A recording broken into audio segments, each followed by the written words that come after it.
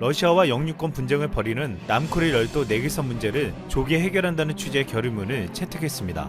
아베는 이 행사에서 쌍방이 받아들일 수 있는 해결책을 찾기 위한 공동작업을 통해 협상을 착실하게 진전시키겠다고 말했습니다. 결의문에 여전히 일본은 이들 4개 섬이 일본의 고유 영토라거나 반환 실현을 목표로 한다는 예전의 표현을 그대로 사용했습니다. 일본 아베 정권은 오래전부터 쿠릴 열도가 일본 땅이라며 돌려달라는 시도를 끊임없이 하고 있습니다. 하지만 러시아는 어림없다며 완강한 태도를 보여왔지만 일본 측의 계속된 시도에 조건을 달고 있습니다. 쿠릴 4개 섬은 전쟁의 결과로 러시아 영토가 된 점을 일본이 먼저 인정할 것과 주일 미군이 철수해야 한다는 것이었습니다. 또한 지난 1월에는 푸틴은 러일 평화조약 체결에 앞서 쿠릴 열도 일부가 일본에 반환될 경우 주일 미군 위협 배제를 명시하는 문서를 요구한 것으로 알려졌습니다. 러시아는 쿠릴 열도 일부 섬을 일본에 반환하기 힘든 이유로 이 지역에 미군 기지가 건설될 수 있다는 점을 들어왔습니다. 이에 아베가 2개 섬을 돌려받아도 이곳에 미군 기지를 설치하는 일은 없을 것이라는 입장을 전달했지만 러시아 정부가 이에 대한 불신을 드러낸 것입니다. 일본 외교가에선 일본이 문서할 수 없다는 점을 미리 꿰뚫어보고 협상을 지연시키려는 러시아의 노림수라는 해석도 나왔습니다. 즉 일본은 끊임없이 러시아에 애원하고 있지만 푸틴은 이런 일본을 가지고 쥐락펴락하고 있다는 분석이 나오고 있습니다. 러시아가 일본을 신뢰하지 못하는 이유는 최근 일본의 행보에 있습니다. 일본은 지난달 20일 독도가 일본 영토라고 주장하는 내용을 담은 영토 주권 전시관을 7배 규모로 확장 이전한 바 있습니다. 여기에 한국의 거센 비판을 받았지만 쿠릴 열도 섬에서도 자국 땅이라고 주장해 러시아의 반발도 샀습니다. 최근 도쿄올림픽 조직위원회에서 공개한 지도에서도 독도를 자국 땅으로 표시하고 쿠릴 열도도 일본 영토로 표시해 비판을 받았습니다. 또한 지난해 일본 초등학교 교과서에서도 도쿄 센카쿠 열도를 포함해서 쿠릴 열도 4개 섬까지 일본의 영토로 표기한 것을 통과시켰습니다. 이 같은 일본의 행태에 한국, 중국과 함께 러시아도 반발했습니다. 특히 독도의 경우 한국이 불법 점거하고 있다라고 기술하며 일본 초등학생들에게 잘못된 역사의식을 심어주려 하고 있습니다. 푸틴은 역사적 사실을 부인하는 일본에게 연이어 강하게 비판해온 바 있습니다. 2014년 러시아 소치에서 푸틴은 시진핑을 만나 일본의 군국주의가 중국 등 아시아 피해국에게 범한 악행을 잊어서는 안 된다고 말했습니다. 2016년 푸틴은 일본에서 아베를 만나 정상회담으로 쌓인 피로를 이곳 온천에서 완전히 푸실 수 있을 것이라고 하자 가장 좋은 건 피곤한 일을 만들지 않는 것이라며 아베 호의를 무시한 바 있습니다. 푸틴은 피곤한 일을 만드는 아베에게 연이어 행동으로 보여주고 있습니다. 지난해 12월 러시아는 일본 어선 5척을 문어 어획 쿼터를 위반했다며 납포했습니다. 결국 1억 2천만 원의 벌금을 받고 풀어줬습니다. 최근 1월에도 쿠릴 4개 섬 인근에서 조업 중이던 일본 어선 한 척을 납포해 벌금을 받고 풀어줬습니다. 지난 25일 일본 사법당국은 일본 주재 러시아 통상대표부 직원에게 소프트뱅크의 기밀 정보를 팔아넘긴 혐의로 아라키 유타카를 적발했습니다. 아라키가 러시아 통상대표부 요원에게 수차례 접대와 현금을 받고 기밀을 유출했다는 것이었습니다. 이미 지난해 12월 러시아는 한 일본인이 러시아 군사력에 관한 기밀 자료를 확보하려다가 잡혔다고 밝히며 추방한 바 있습니다. 이 같은 상황은 지금 러시아와 일본 간의 스파이 갈등으로 커져가고 있음을 보여주고 있습니다. 지난 22일에는 러시아에 수입된 일본산 자동차에서 기준치 이상의 방사능이 검출됐다고 반송되기도 했습니다. 최근 러시아는 일본과의 갈등을 전면에 드러내고 있지만 반면 한국과는 더 가까이에서 손을 잡으려고 하고 있습니다. 푸틴은 지난해 12월 2020년을 러시아 연방과 대한민국의 상호 교류 해로 선포한다고 밝혔습니다. 또한 지난 7일 홍남기 경제부총리는 러시아에서 세계 최대 규모의 한류 문화산업 복합 행사인 K콘서트와 한국 상품전을 개최할 것이라고 말했습니다. 러시아는 신북방 정책의 핵심 파트너이자 올해로 우리나라와 수교 30주년을 맞아 경제협력 중심의 채널을 외교 문화분야까지 확대하기로 했습니다. 한국이 러시아의 경제협력에서 가장 큰 시너지 효과를 내는 것은 러시아 원천기술과 한국의 응용기술과의 만남입니다. 이것은 러시아의 원천기술을 한국이 상용화시킨다는 것인데 기초과학 강국 러시아의 소재부품 장비 원천기술을 세계에서 최강의 응용기술을 가진 한국과 협력하여 만든다는 것입니다. 이것은 지난해 일본이 원천기술을 기반으로 한 부품과 소재 수출을 규제하여 현재 국산화와 수입 다변화에 대한 이야기가 커져가고 있는 상황에서 러시아와의 협력은 큰 도움이 될 것으로 전망되고 있습니다. 한국의 엑소 아틀레트 아시아는 하반신 마비 장애인용 웨어러블 로봇을 개발 생산하고 있습니다. 이것은 러시아 모스크바 국립대 공학연구소에서 최초 개발한 원천 기술을 한국으로 들여와 국내에서 상용화한 것으로 한국과 러시아 기술이 합작한 모범적인 사례로 손꼽히고 있습니다. 특히 앞으로 조선기자재와 의료기기 산업에서 한국의 우수한 생산력과 러시아 기초기술을 결합하면 국제 경쟁력이 배가 될 것으로 전망되고 있습니다. 최근 러시아 에카 천연가스 개발 사업인 야말 2차 프로젝트에 투입될 고부가가치 선박인 세빙 LNG 운반선이 한국에 수주할 가능성이 커지고 있습니다. 러시아는 지난 2014년 라말 2차 프로젝트에 투입된 세빙 LNG선 15척 모두를 대우조선 해양에 몰아줬는데 이번에는 삼성중공업에 일괄적으로 건조를 맡길 가능성이 높은 것으로 보이고 있습니다. 삼성중공업이 야말 2차 프로젝트에 투입되는 세빙 LNG 운반선 일괄 수주에 성공하면 세빙 LNG 관련 총 수주 금액은 최대 80억 달러, 하나로 약 9조 3,400억 원에 이를 것으로 전망되고 있습니다. 이는 삼성중공업의 지난해 수주 목표인 78억 달러를 넘어서는 수준입니다. 일본은 러시아와 2차 세계대전 이후 75년이 지났지만 아직도 평화협정을 맺지 못한 채 과거에 머물러 있습니다. 하지만 한국은 러시아와 30주년 수교를 맞아 더욱더 경제협력과 문화교류를 강화해 미래로 나아가고 있습니다. 이상 쓸멍이었습니다. 회의를 향해 한국해양경찰청 선박이 조사활동 중단을 요구해왔다고 발표했습니다.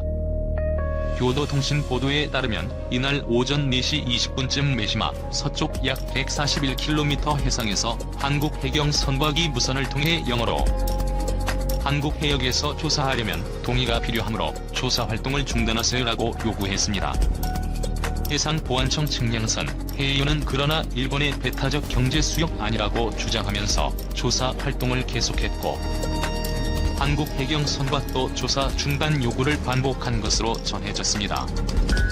이와 관련 일본 측은 일본의 이제트에서의 정당한 활동이라며 외교 경로를 통해 한국 정부에 항의한 것으로 알려졌습니다. 교도통신은 한국 해경은 16일 다른 함정으로 임무가 교대된 후에도 해이와 나란히 항해하면서 중단 요구를 계속하고 있다고 전했습니다. 이제트는 자국 연안에서 200해리까지 자원의 독점적 권리를 행사할 수 있는 유엔 해양법상 수역으로 인접국 간 수역이 겹칠 경우는 상호 협의로 정하게 됩니다. 이번에 한국 해경 선박과 일본 측 선박이 대치한 곳은 한국과 일본의 양쪽 연안에서 200해리 범위에 있는 중첩 수역으로 알려졌습니다. 이 소식을 들은 일본인들은 엄청나게 경향된 반응을 쏟아내고 있습니다. 기사당 댓글은 5,800개가 넘어가고 있으며 한국에 항의하는 내용에는 수만 개의 좋아요가 달리고 있습니다. 나가사키 서부 외형은 한일 공동개발이 추진된 이른바 7광고라고 불리는 해역입니다. 최근 대유풍 해석 변경으로 제치 광고에 대한 관리는 일본에 윤리해지고 있습니다. 2028년에 이 협정이 종료되면 일본에 비속될 가능성이 높아졌기 때문에 한국 정부가 반드시 권리를 주장해 올 것입니다. 이렇게 혼인들은 이번 조사가 7광구에서 이루어졌고 고착 이들이 유리해질 것이라는 분석을 내놓고 있습니다. 실제로 일본이 이번에 조사한 곳은 7광구 지역인 것을 볼 수 있습니다. 7광구는 합계 유정화 맞먹는 72억 톤의 석유와 가스가 매장된 것으로 추정하고 있는데 돈으로 환산하면 5,800조 원이 넘는 규모입니다. 당시의 해양법 미 대륙붕을 기준으로 했기에 1970년 박정희 정권도 우리 땅으로 선포한 바 있습니다. 하지만 일본은 자기들에게 도건원이 있다고 딴지를 걸었고 1978년 한일 양국이 반드시 공동으로 개발하기로 조약을 맺으면서 발목이 잡히고 있습니다.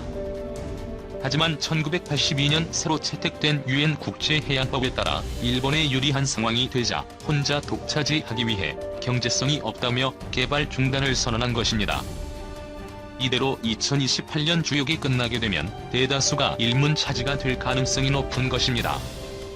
때문에 한국도 강경한 모습을 취하고 있는데 올해 초 산업재 업무가 섭외공자를 개발 사업자로 지정하고 일본 외무성에 통보 절차를 밟은 것으로 나왔습니다. 한국 혼자라도 7광고를 개발하겠다는 뜻에 통보한 것입니다.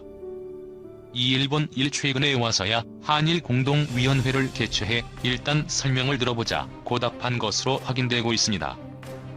한일 공동위원회는 7광구 개발이 한창이던 1980년대 말까지 매년 정기적으로 열렸던 회의인데 최근에 다시 이것을 열자고 답해온 것입니다.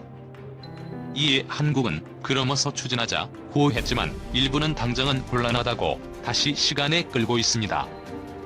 그 이유는 코로나 사태로 7광구의 신경질 여력이 없고 무엇보다도 한국인의 입국 금지 상태이기 때문에 곤란하다는 이유입니다. 이 한국은 그런 화상회의로 일단 위원회를 열자고 살듯했지만 일부는 이렇게 중요한 문제를 화상회의를 할 수 없다고 버틴 것으로 나왔습니다. 상황이 이렇게 되자 한국은 일본 공항 회의실에서라도 위원회를 잡아냈지만 일문 정부는 뭐가 그렇게 급하하며 코로나 사태가 조직되면 진행하자고 했던 것으로 확인되고 있습니다.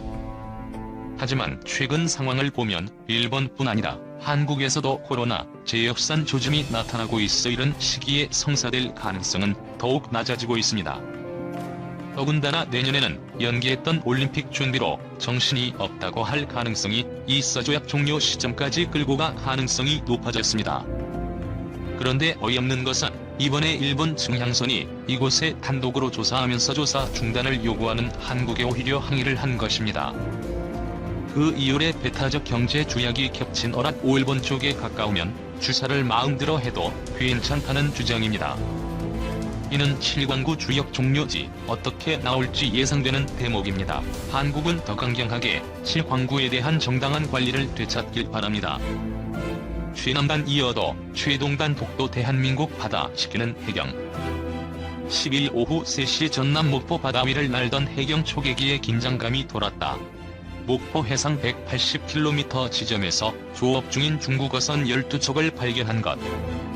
전 탐사는 즉시 이들 중국어선의 불법 조업 여부를 타진했다.